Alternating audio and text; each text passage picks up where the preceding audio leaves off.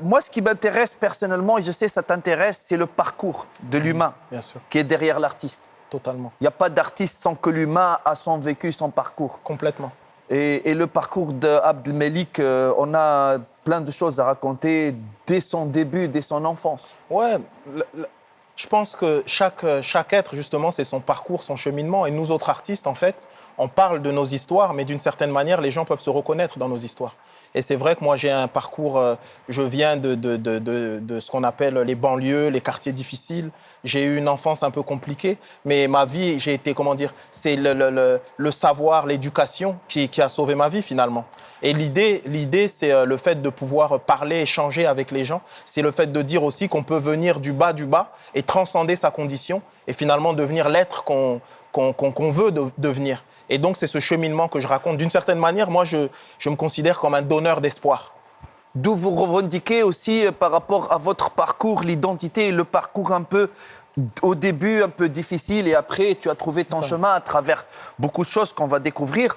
Tu revendiques l'identité fixe. Ouais. J'entends beaucoup dans tes interviews, dans tes revendications, parler de l'identité fixe, que ce n'est pas une fatalité.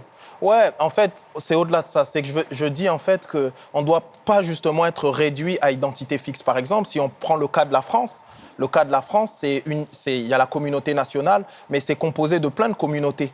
Des Français originaires des pays du Maghreb, des Français originaires d'Afrique noire, des Français originaires d'autres pays en Europe, etc.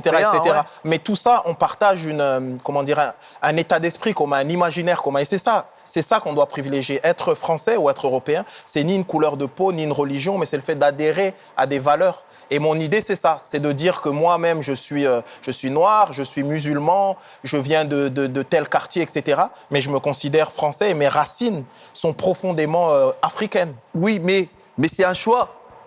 C'est un choix et un cheminement. Voilà, c'est le choix parce qu'il y en a d'autres qui te disent « Moi, je suis en France, je suis français, j'ai les papiers, mais je ne me sens pas français. » C'est même un message d'espoir. Ouais. Tu dis... Comme si tu disais, Abdelmalik, ce n'est pas une fatalité. Tu démarres de zéro, de moins de zéro, mais tu peux te sauver.